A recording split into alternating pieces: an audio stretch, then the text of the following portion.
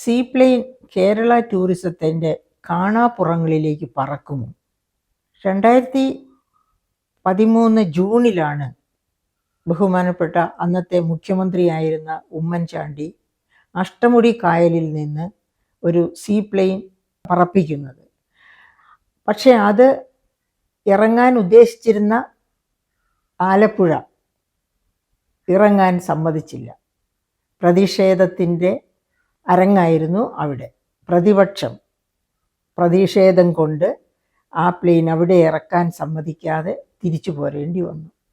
നമ്മൾ ഒരു കാര്യം എപ്പോഴും ഓർക്കേണ്ടത്, ഒരു ഫെഡറൽ സംവിധാനത്തിൽ, അതല്ല ഏതൊരു ഭരണ സംവിധാനത്തിലാണെങ്കിലും, ഫെഡറൽ സംവിധാനത്തിൽ കേന്ദ്ര സംസ്ഥാനങ്ങളുടെ സഹകരണം, ഇനി സംസ്ഥാന തലത്തിലേക്ക് വരുമ്പോൾ സംസ്ഥാന ഗവൺമെൻറ്, പ്രതിപക്ഷം, ഇവയൊക്കെ ചേർന്ന് സഹകരിച്ചാണ് വികസനം രേഖപ്പെടുത്തേണ്ടത്. ആർക്ക് വേണ്ടിയാണ് ഈ വികസനം? വികസനം എന്ന് പറയുന്നത് അവരെ ആരാണോ വോട്ട് ചെയ്ത് ഭരണത്തിലേറ്റിയത് അവരുടെ ക്ഷേമമാണ് വികസനം കൊണ്ട് ഉദ്ദേശിക്കുന്നത്. അപ്പം ആ ജനങ്ങളുടെ ക്ഷേമത്തിന് വേണ്ടി വിഭവ സമാഹരണം അത്യാവശ്യമാണ്. വിഭവ സമാഹരണം നടത്തണമെങ്കിൽ വിഭവങ്ങൾ സൃഷ്ടിക്കപ്പെടണം. അങ്ങനെ വിഭവ സൃഷ്ടിയുടെ ഒരു ഭാഗമായിട്ടാണ്, അതായത് ടൂറിസം, അന്ന് ബഹുമാനപ്പെട്ട മുഖ്യമന്ത്രി ഉമ്മൻചാണ്ടി ടൂറിസം മേഖലയുടെ വികസനത്തെപ്പറ്റി ആലോചിച്ചപ്പോൾ, അതായത് കേരളത്തിൽ സാധാരണ രീതിയിൽ ഏതെങ്കിലും വ്യവസായം വന്നാൽ ആ വ്യവസായങ്ങളെ ഒന്നും നിലം തൊടാൻ ഇവിടുത്തെ ട്രേഡ് യൂണിയനുകൾ സമ്മതിക്കത്തില്ല. ട്രേഡ് യൂണിയനുകളുടെ അവകാശങ്ങളെപ്പറ്റി നമുക്ക് തർക്കമില്ല, അവരുടെ ക്ഷേമത്തെപ്പറ്റിയും തർക്കമില്ല. പക്ഷേ അവരുടെ ക്ഷേമം, അവകാശങ്ങൾ എന്നിവയിൽ തട്ടി താഴെ പോകേണ്ടതല്ല മൂലധന നിക്ഷേപം, വ്യവസായം എന്നിവ. അത് ഇവിടുത്തെ തൊഴിലാളികൾ മനസ്സിലാക്കുന്നില്ല. അവർ നിയമം കയ്യിലെടുക്കുകയാണ് ചെയ്യുന്നത്. പലപ്പോഴും കോടതി തന്നെ അത് ഇടപെട്ട് പല സാഹചര്യങ്ങളിലും പറഞ്ഞിട്ടുണ്ട്. ഉദാഹരണത്തിന് ISROയ്ക്ക് ആവശ്യമുള്ള ഘടകങ്ങൾ, ശാസ്ത്ര ഘടകങ്ങൾ ഇറക്കാൻ കൊണ്ടുവന്നപ്പോൾ അങ്ങനത്തെ പ്രശ്നം, നോക്കുകൂലി പ്രശ്നം ഉണ്ടായി. ഒരുപാട് സാഹചര്യങ്ങളിൽ നോക്കുകൂലിയിൽ തട്ടി നമ്മുടെ വ്യാവസായിക രംഗം, നമ്മുടെ സാമുദായിക രംഗം തന്നെ മലീമസമാകുന്നത് നമ്മൾ കണ്ടതാണ്. കോടതികൾ പലപ്പോഴും ഇടപെട്ടിട്ടുണ്ട്. ISRO കേസിലും കോടതി ഇടപെടേണ്ടി വന്നു.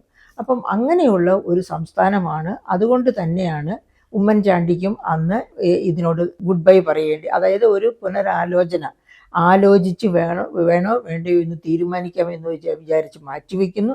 അവസാനം അത് വേണ്ടെന്ന് തന്നെ തീരുമാനിക്കുന്നു. പക്ഷേ അന്ന് എതിർത്ത പ്രതിപക്ഷം ഇപ്പോൾ അത് പൊക്കിയെടുത്തിരിക്കുന്നു എന്ന് മാത്രവുമല്ല, നടപ്പാക്കാൻ തീരുമാനിച്ച് അതിൻ്റെ ഇനോഗ്രൽ ലോഞ്ചിങ് നടത്തുകയും ചെയ്തിരിക്കുന്നു. അവിടെയാണ് ഈ പറയപ്പെട്ട വൈരുദ്ധ്യം നിലകൊള്ളുന്നത്.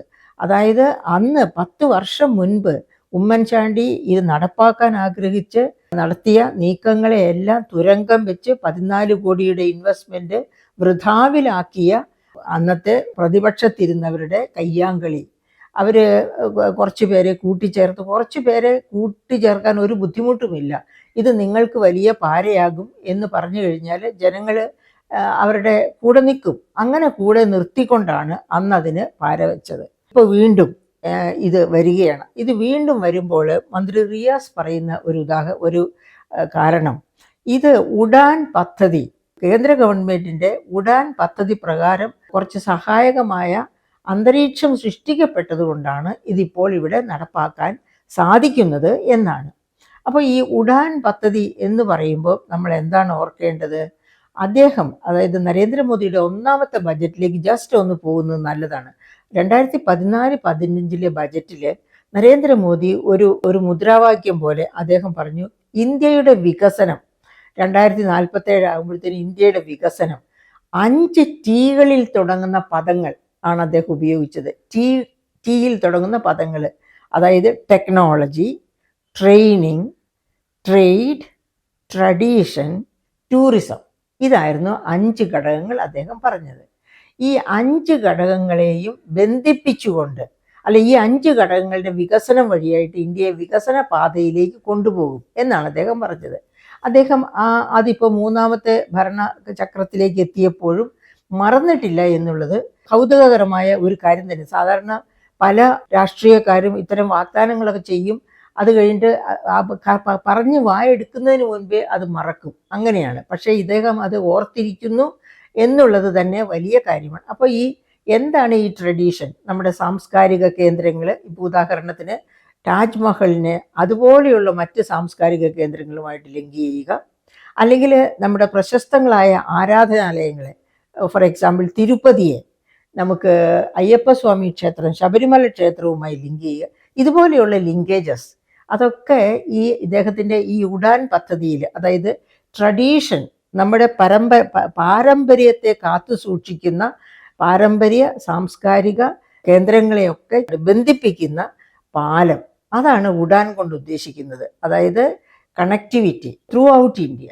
അപ്പോൾ അങ്ങനെയുള്ള ഒരു കണക്ടിവിറ്റിക്ക് സഹായകമായ, ഏറ്റവും ഈസി ആയിട്ട് കണക്ടിവിറ്റി സാധ്യമാകുന്ന, ചെലവ് കുറച്ച് കൂടുതലാണ് എങ്കിൽ പോലും ഏറ്റവും ഈസി ആയിട്ട് ഇന്നത്തെ കാലത്തിന് യോജ്യമായ രീതിയിൽ കണക്ടിവിറ്റി ഉറപ്പാക്കുന്ന ഉഡാൻ പ്രോജക്റ്റ്, ആ ഉഡാൻ പ്രോജക്റ്റാണ് ഇവിടെ മന്ത്രി റിയാസ് ചൂണ്ടിക്കാണിക്കുന്നത്. അങ്ങനെ ഒരു പദ്ധതി പ്രകാരം സീപ്ലെയിൻ കൊണ്ടുവരാം എന്ന് വയ്ക്കുമ്പോൾ ഇതിനകം തന്നെ ഗുജറാത്തിൽ ഇത് നടപ്പാക്കിയിട്ടുണ്ട്, ആന്ധ്രയിൽ നടപ്പാക്കിയിട്ടുണ്ട്, കർണാടകത്തിൽ നടപ്പാക്കിയിട്ടുണ്ട്, കേരളത്തിൽ അന്ന് നടപ്പാക്കിയിട്ട് അത് അത് പിൻവലിക്കേണ്ടി വന്നെങ്കിലും ഇപ്പോൾ വീണ്ടും നടപ്പാക്കുന്നു. അപ്പം നമുക്ക് നമ്മുടെ ടൂറിസം പൊട്ടൻഷ്യലിനെ പറ്റി ഒന്ന് ആലോചിക്കണം. ഒരുപാട് തരത്തിലുള്ള ഇത് ഒരു തരത്തിലും ശരിയാവുകയില്ല, കേരളത്തിൽ ഇത് നഷ്ടത്തിലോടും, അത് കാരണം കൊണ്ട് ഇതിനോട് ഗുഡ് ബൈ പറയേണ്ടി വരും എന്ന് പറയുന്ന ധാരാളം വിമർശകരുണ്ട്. അതോടൊപ്പം തന്നെ ഇത് നന്നായി പോകും എന്ന് പറയുന്നവരും ഉണ്ട്. നമ്മൾ ഓർക്കേണ്ടത്, ലോകത്തെ 18 വളരെ വലിയ പ്രധാനപ്പെട്ട ജൈവ വൈശിഷ്ട്യ കേന്ദ്രങ്ങൾ, അതിലൊന്ന് കേരളമാണ്, പശ്ചിമഘട്ടമാണ്, കേരളമാണ്.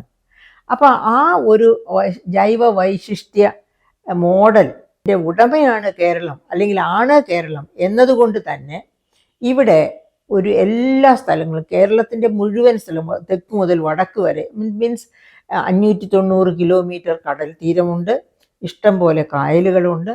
അപ്പോൾ ഈ സീപ്ലെയിൻ എല്ലാം സീയിലൂടെ, അല്ലെങ്കിൽ കായൽ ടു കായൽ അങ്ങനെ വേണമെന്നില്ല. നമുക്ക് ഇപ്പോൾ ഉദാഹരണത്തിന് മൂന്നാറിൽ നിന്ന് വയനാട്ടിലാണെങ്കിൽ കബനി നദി ചുറ്റപ്പെട്ട് കിടക്കുന്ന കുറുവ ദ്വീപുണ്ട്, അങ്ങോട്ട് പോകാം. അങ്ങ് കാസർഗോട്ടേക്ക് പോവുകയാണെങ്കിൽ നമുക്ക് ചന്ദ്രഗിരി പുഴയുണ്ട്. അങ്ങനെ 42 പുഴകൾ ഒഴുകുന്ന ഈ കേരളത്തിനകത്ത് ഇത് കായലുമായിട്ട് തന്നെ ബന്ധിപ്പിക്കണമെന്നില്ല, അതുപോലെ തന്നെ കടലുമായിട്ട് ബന്ധിപ്പിക്കണമെന്നില്ല. മാട്ടുപ്പെട്ടിയിലും ഡ്രോം അവിടെ മാട്ടുപ്പെട്ടിയിൽ ചെയ്യുന്നത് പോലെ തന്നെ കബനിയിലോ ചന്ദ്രഗിരി പുഴയിലോ മറ്റെവിടെയുമാകാം. അങ്ങനെ തന്നെ നോക്കുമ്പോൾ നമുക്ക് ഈ കേരളത്തെ മുഴുവനും ലിങ്ക് ചെയ്യുന്ന, കണക്റ്റ് ചെയ്യുന്ന ഉഡാൻ പ്രോജക്റ്റിൻ്റെ ഭാഗമായിട്ട് തന്നെ ഈ സീപ്ലെയിൻ നടപ്പാക്കാവുന്നതേ ഉള്ളൂ. അത് ലാഭകരമായിട്ട് തന്നെ നടപ്പാക്കാൻ പറ്റും. കാരണം ഡൊമസ്റ്റിക് ടൂറിസ്റ്റാണ് കൂടുതൽ വരുന്നത് എങ്കിൽ പോലും വിദേശ ടൂറിസ്റ്റുകളും വരുന്നുണ്ട്. ഇനിയിപ്പോൾ ഡൊമസ്റ്റിക് ടൂറിസ്റ്റ് ആയിക്കൊള്ളട്ടെ, അവരുടെ ഇൻകം ലെവലൊക്കെ പണ്ടത്തേതിനേക്കാളൊക്കെ വളരെയധികം ഇമ്പ്രൂവ് ചെയ്തു. അങ്ങനെ ഇമ്പ്രൂവ് ചെയ്ത് കഴിഞ്ഞപ്പോൾ കുട്ടികളുമായിട്ട് പ്രദേശങ്ങൾ കാണാൻ വരിക, അതൊക്കെ വളരെ ടൈം പാസിങ്ങിന് മാത്രമല്ല, അറിവ് നേടാൻ വേണ്ടി കൂടി ഇങ്ങനെ പ്രദേശങ്ങൾ കണ്ട് ഇന്ത്യയെ കണ്ടെത്താൻ, ഡിസ്കവറി ഓഫ് ഇന്ത്യ പോലെ തന്നെ നടക്കുന്ന ഇന്ത്യക്കാരുണ്ട്.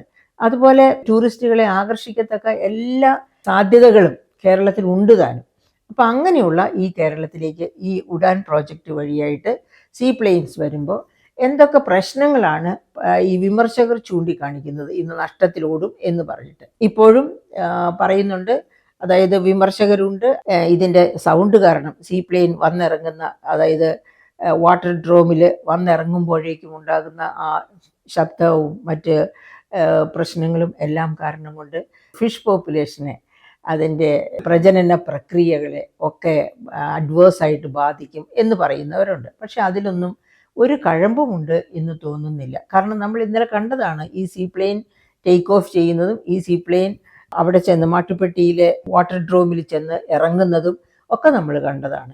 അങ്ങനെ കണ്ടപ്പോഴൊന്നും വലിയ ഭൂകമ്പമൊന്നും അവിടെ ഒന്നും സൃഷ്ടിക്കുന്നില്ല. സത്യം പറഞ്ഞാൽ കായലുകളിലൊക്കെ കാണുന്നത് പോലെ ഒരു വലിയ ഹൗസ് ബോട്ട് ഓടുമ്പോൾ ഉണ്ടാകുന്ന അത്ര പോലും പ്രകമ്പനം ഈ സീപ്ലെയിൻ സൃഷ്ടിക്കുന്നതായിട്ട് എനിക്ക് അനുഭവപ്പെട്ടില്ല. അതാണ് അവസ്ഥ. അപ്പോൾ ഇനി അത് മാത്രവുമല്ല, പ്രജനനത്തെ കടലിലെ ഫിഷിങ്ങിന് ട്രോളിങ്ങിന് നിരോധിച്ചുകൊണ്ട് 1-2 മാസത്തോളം ട്രോളിംഗ് നിരോധിച്ചുകൊണ്ടാണ് മത്സ്യത്തിൻ്റെ പ്രജനനത്തെ സംരക്ഷിക്കുന്നത്. അപ്പോൾ അത് നമുക്ക് സാധ്യമാണ്.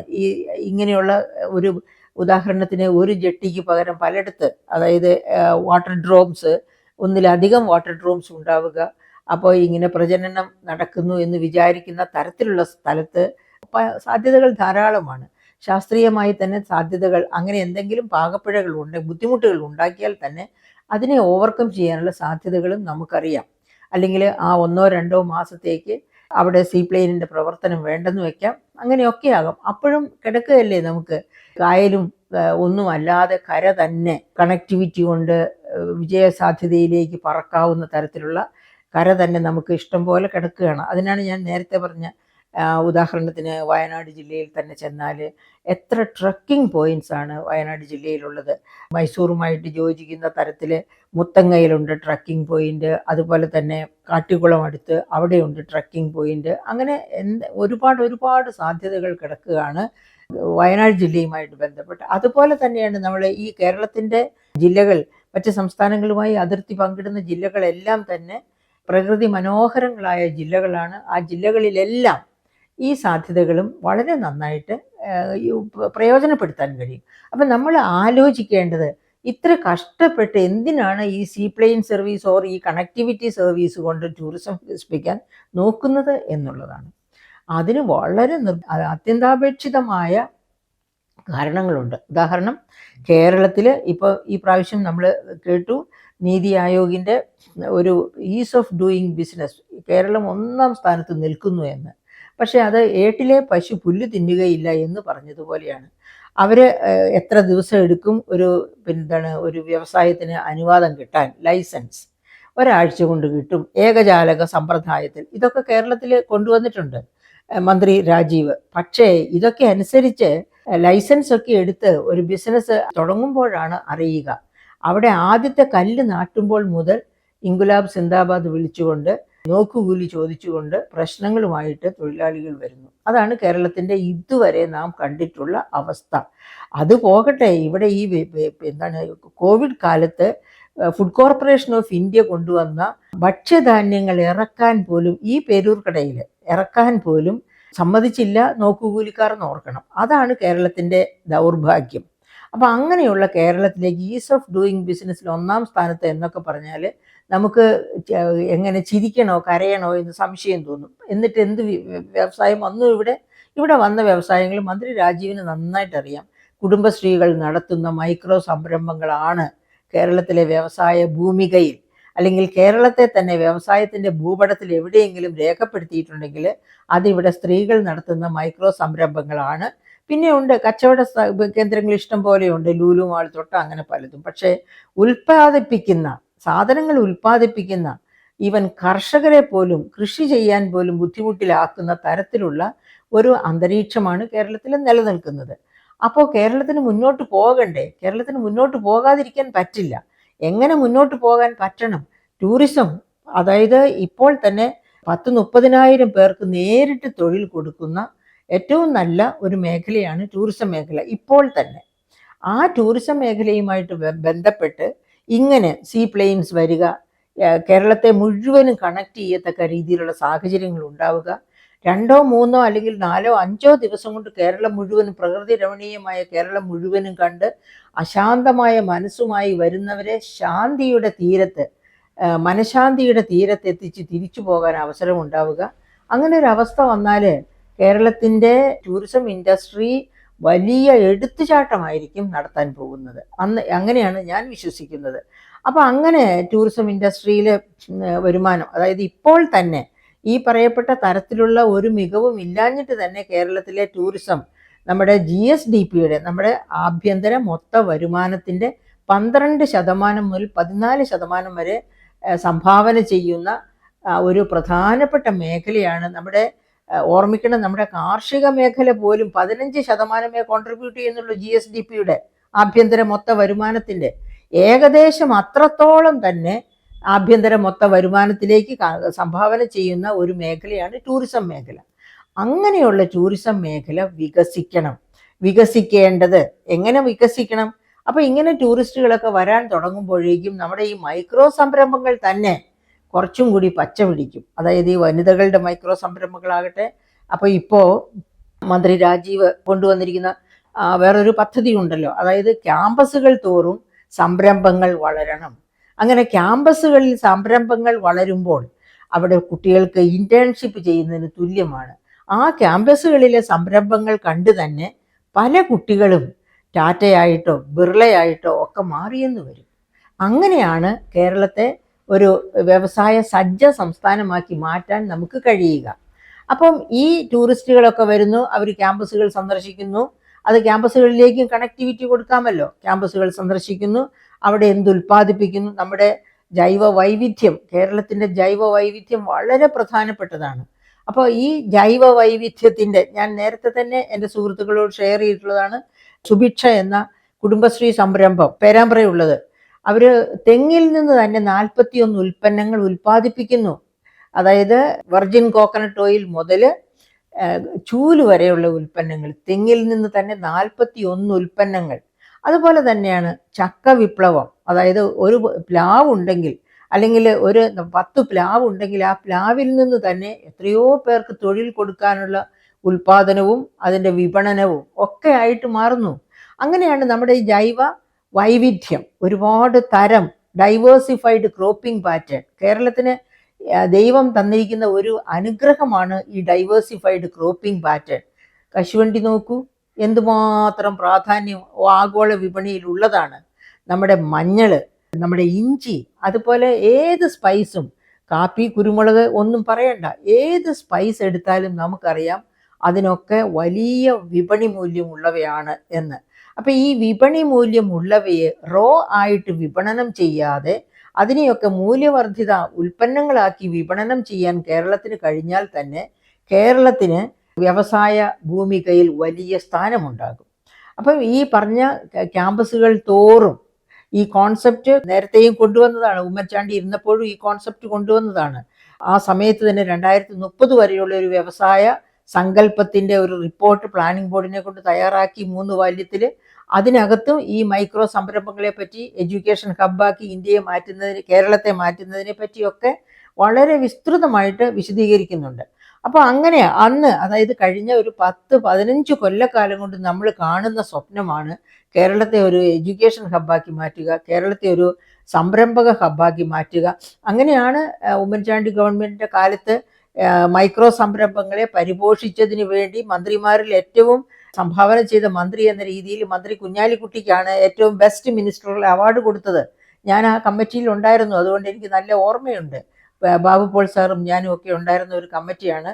ഇവിടുത്തെ സംരംഭകത്വ മികവ് ഊട്ടി വളർത്തിയതിനാണ് അദ്ദേഹത്തിനും, അദ്ദേഹത്തോടൊപ്പം ഉണ്ടായിരുന്നു അരുണ സുന്ദരരാജൻ എന്ന IAS ഉദ്യോഗസ്ഥ. അവരെ 2 പേരെയും അനുമോദിച്ചുകൊണ്ടാണ് അന്ന് അദ്ദേഹത്തിന് നല്ല മന്ത്രിക്കുള്ള അവാർഡായതുകൊണ്ട്, IASകാർക്കുള്ള അവാർഡായിരുന്നെങ്കിൽ അന്ന് അരുണ സുന്ദരരാജന് ആ അവാർഡ് കിട്ടുമായിരുന്നു. അപ്പം നല്ല കാര്യങ്ങൾ ചെയ്യുന്ന മന്ത്രിയായാലും IASകാരായാലും അവരെ നമ്മൾ അനുമോദിക്കും, അവർക്ക് നമ്മൾ അവാർഡ് കൊടുക്കും.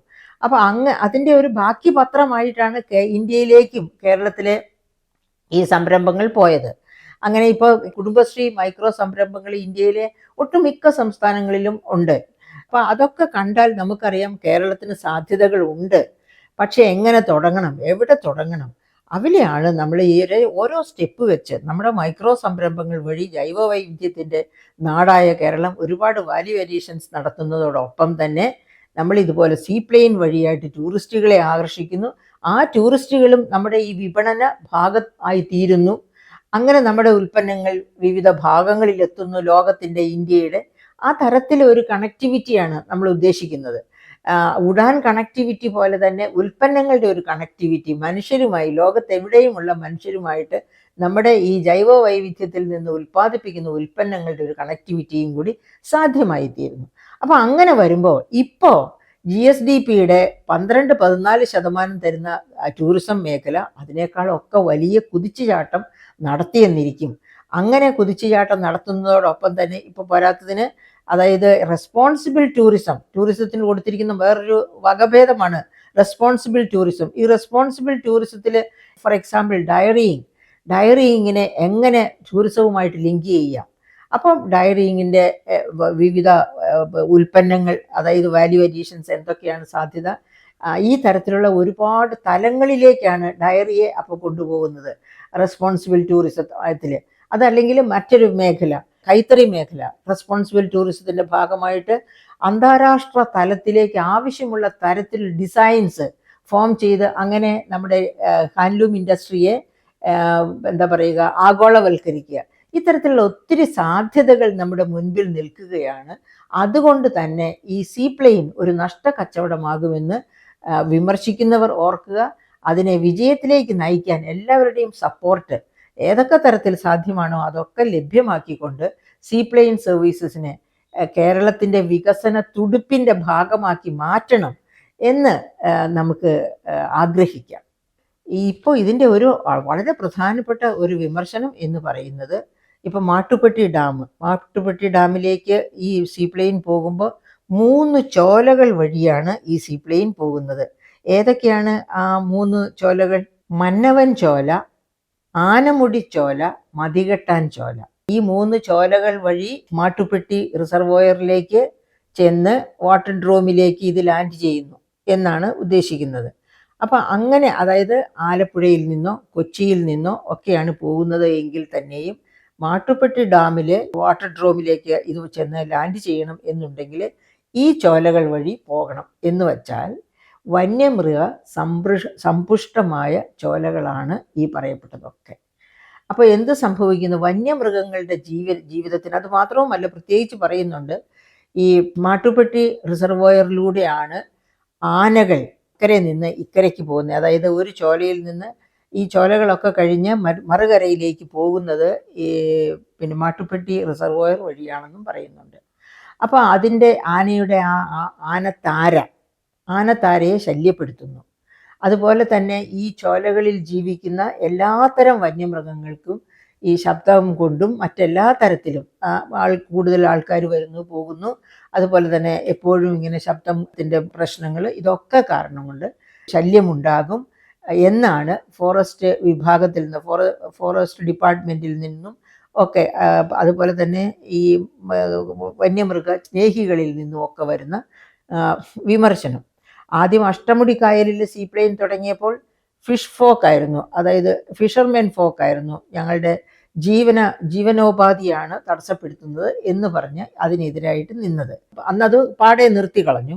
ഇപ്രാവശ്യവും പക്ഷേ മന്ത്രി റിയാസ് പറയുന്നത് ഇൻ കോഴ്സ് ഓഫ് ടൈം കായലുകളുമായിട്ടും ഇത് ലിങ്ക് ചെയ്യും. അതായത് കണക്ടിവിറ്റിക്ക് വേണ്ടി, ഉഡാൻ കണക്ടിവിറ്റിക്ക് വേണ്ടിയാണ് ഈ സീപ്ലെയിൻ കൊണ്ടുവരുന്നത്. കായലുകളിലേക്ക് എക്സ്റ്റെൻഡ് ചെയ്യും. മാട്ടുപ്പെട്ടി റിസർവോയർ പോലെ തന്നെ, അതുപോലെ ചന്ദ്രഗിരി പുഴ പോലെ, കബനി പോലെ, അങ്ങനെ എല്ലാ ഭാഗത്തേക്കും ഇതിനെ കൊണ്ടുപോകും എന്നാണല്ലോ പറയുന്നത്. അപ്പോൾ ഈ പറയപ്പെട്ട എല്ലാ ഭാഗങ്ങളിലും ഇവിടെ ഈ നേരത്തെ പറഞ്ഞ മന്നവൻ ചോലയും ആനമുടി ചോലയും മതികെട്ടാൻ ചോലയും ഉള്ളതുപോലെ തന്നെ നമ്മൾ വേറെ ഏത് ഭാഗത്ത് ചെന്നാലും അവിടെയൊക്കെ ധാരാളം വന്യമൃഗങ്ങൾ ജീവിക്കുന്ന ഇടങ്ങളാണ്. അപ്പോൾ അങ്ങനെയുള്ള ഇടങ്ങളിലേക്ക് ചെല്ലുമ്പോൾ എന്ത് സംഭവിക്കും? ഇത് പ്രശ്നമാവുകയില്ലേ? വന്യമൃഗങ്ങളുടെ ശല്യം കൂടുതലാവുകയില്ലേ? മനുഷ്യ സങ്കേതങ്ങളിലേക്ക് അവ കൂടുതലായിട്ട് കടന്നു വരികയില്ലേ? ഇങ്ങനെയൊക്കെയുള്ള വിമർശനങ്ങൾ ധാരാളമായിട്ട് ഉയർന്നു വരുന്നുണ്ട്. അപ്പോൾ വയനാട് ജില്ലക്കാരിയായ എനിക്ക് മുത്തങ്ങയെ വെച്ച് ചില കാര്യങ്ങൾ പറയാൻ പറ്റും. മുത്തങ്ങ എന്ന് പറയുന്ന ഒരു ആനത്താര നമ്മൾ ഓർക്കണം. നൂറ്റാണ്ടുകൾ പഴക്കമുള്ള പശ്ചിമഘട്ട നിരയിലെ ഏറ്റവും ലോങ് ആയിട്ടുള്ള ആനത്താരയാണ് മുത്തങ്ങ ആനത്താര. എന്താണ് പശ്ചിമഘട്ട നിരയുടെ അങ്ങേ അറ്റത്തുനിന്ന് മുതൽ ഇങ്ങേ അറ്റത്തുള്ള ഈ ആനത്താര, അതായത് ഈ മുത്തങ്ങ വരെ ആന വരാൻ കാരണം, ആന ഇങ്ങനെ കൂട്ടമായി സഞ്ചരിച്ച് വരാൻ കാരണം എന്താണ്? കാരണം വേറൊന്നുമല്ല, വരൾച്ച വരുന്ന സാഹചര്യങ്ങളിൽ മുത്തങ്ങ ഉൾപ്പെടുന്ന ഭാഗത്ത് നൂൽപ്പുഴ പഞ്ചായത്ത്, വയനാട്ടിലെ ഒരു പഞ്ചായത്താണ് നൂൽപ്പുഴ പഞ്ചായത്ത്. ആ പഞ്ചായത്തിലെ ഒരു പുഴയാണ് നൂൽപ്പുഴ. ഒരിക്കലും വെള്ളം വറ്റാത്ത നൂൽപ്പുഴ ആണ് ആനകളുടെ ലക്ഷ്യം. അങ്ങനെ പശ്ചിമഘട്ടത്തിൻ്റെ അങ്ങേ ഭാഗത്ത് നിന്ന് നൂൽപ്പുഴ വരെയും ഈ പറയപ്പെട്ട മുത്തങ്ങ വഴി, അപ്പോൾ ആനയ്ക്കൊരു ഒരു നിർബന്ധമായ ഒരു വഴിയുണ്ട്. ആ വഴി അവരുടെ തലമുറകൾ കാത്തു സൂക്ഷിക്കുന്ന ഒരു വഴിയാണ്. അങ്ങനെ ആ മുത്തങ്ങ വഴി അവ വരുന്നു, വെള്ളം കുടിക്കുന്നു, തിരിച്ചും അങ്ങനെ തന്നെ പോകുന്നു. കുറേ സമയത്തൊക്കെ ആ മുത്തങ്ങ ആ വനമേഖലയിൽ ആനയുണ്ടായിരിക്കും. ഇപ്പോൾ മുത്തങ്ങയിൽ ട്രെക്കിംഗ് പോയിന്റ് പോലും ഉണ്ട് ഈ ടൂറിസ്റ്റുകളെ സന്തോഷിപ്പിക്കാനായിട്ട്. അപ്പം അവിടെ മുത്തങ്ങയിൽ എന്ത് പ്രശ്നമുള്ളത്? മുത്തങ്ങയിൽ പ്രശ്നമുണ്ട്.